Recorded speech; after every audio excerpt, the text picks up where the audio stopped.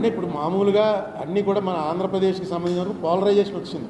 ఐపీఎస్లో ఒక గ్రూప్ తెలుగుదేశం, ఒక group YCP, అలా పోలరైజేషన్లో ఉన్నారు.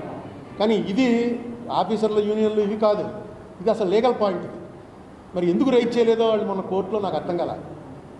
కోర్టులో రైట్ చేయాలి, అసలు ఎలా అరెస్ట్ చేస్తారండి? నువ్వు ఒకటి మాట మాత్రం జడ్జి గారు అన్న మాట ఒకటి, అప్పుడు హైకోర్టులో అన్నాడో జిల్లా కోర్టులో అన్నాడో ఎక్కడ అన్నాడో కానీ జడ్జి గారు ఒక మాట అన్నట్ట, ఒక కామెంట్ బెంచ్ మించి, అసలు మీరు కేసు చదివి తీసుకొస్తున్నారా? కేసు అంతా చదువుకుని తీసుకొస్తున్నారా? ఊరికే అరెస్టు తీసుకురావటం, రిమాండ్ ఎందుకంటే రొటీన్ అని అడిగారని చెప్పి ఎవరు చెప్పారు, ఎవడో పంపించాడు. సో డెఫినెట్గా this is going to be A larger debate. ఈ ఇలా చేయటం వితౌట్ కోర్టు పర్మిషన్ తీసుకురావటం, పోలీసుల్ని ఒక రకంగా పార్టీ కార్యకర్తలుగా మార్చేసే ప్రయత్నం చేస్తే మామూలు జనం పరిస్థితి, ఏ పార్టీకి సంబంధం లేని జనం. ఇప్పటివరకు నాకు తెలిసి పోలీసు వ్యవస్థ మీద ఎన్ని రకాల విమర్శలు ఉన్నా, బ్యాడ్ కామెంట్స్ ఉన్నా, ఏమున్నా, వరల్డ్లో మోస్ట్ పవర్ఫుల్ పోలీస్ ఎవరు అంటే ఇండియన్ పోలీస్ అది వరల్డ్లో. ఎందుకంటే వీళ్ళకున్న అధికారాలు ఎవరినైనా తీసుకెళ్ళి 24 hours లోపల వేసేయచ్చు. అలాంటి అధికారాలు ఉన్న పోలీసు. అధికారాలు అలా ఎందుకున్నాయంటే వాళ్ళు దుర్వినియోగం అనుకున్నట్టుగా జరగలేదన్నమాట. మనల్ని అక్కడ ఉన్న వాళ్ళు ఎవరిని మనం వేయలేదుగా. ఇప్పుడు మన పోలీసు వాళ్ళు, అందులో మీరు జర్నలిస్టులు రోజు పోలీసుల మీద రాస్తుంటారు, ఇవి రాస్తుంటారు. మిమ్మల్ని పట్టుకెళ్ళి ఎప్పుడు ఎవరిని వేయలేదు కదా. ఈ మధ్యన వేస్తున్నారు. అది ఈ మధ్యన కూడా ఎవరిని వేస్తారంటే వాళ్ళ పార్టీకి వ్యతిరేకం జర్నలిస్టులు ఉంటే వేస్తారు. మీరు అది కూడా ఉండొచ్చు, నువ్వెవర్రా చేయడానికి.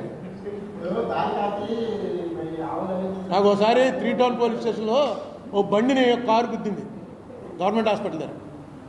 బండిని కారు గుద్దితే ఆ బండి వాడికి మొత్తం కింద పడిపోయాడు, దెబ్బలు తగిలే, కారు గుద్దేసి వెళ్ళిపోయింది. నెంబర్ అన్నీ నోట్ చేసుకున్నాడు. చేసుకుని వాడు పోలీస్ స్టేషన్ 3 Townలో ఫిర్యాదు ఇచ్చాడు.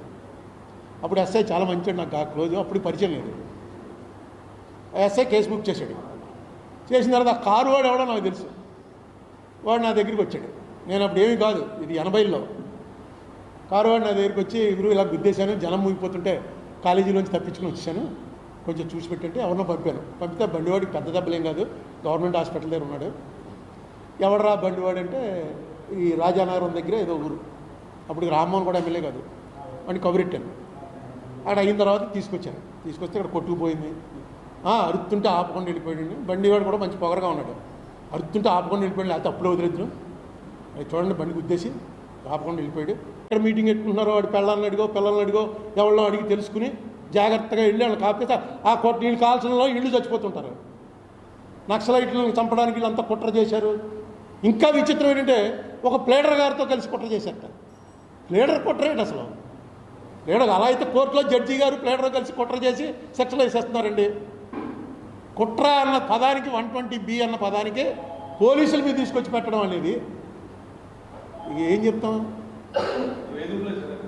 అండి? ఖచ్చితంగా చెప్తున్నాను కదా, శపమానం గచ్చతి. అది వాళ్ళకి ఎక్కలేదు. ఇప్పుడు ఎక్కితే వాళ్ళ కంట్రోల్ అవుతారు.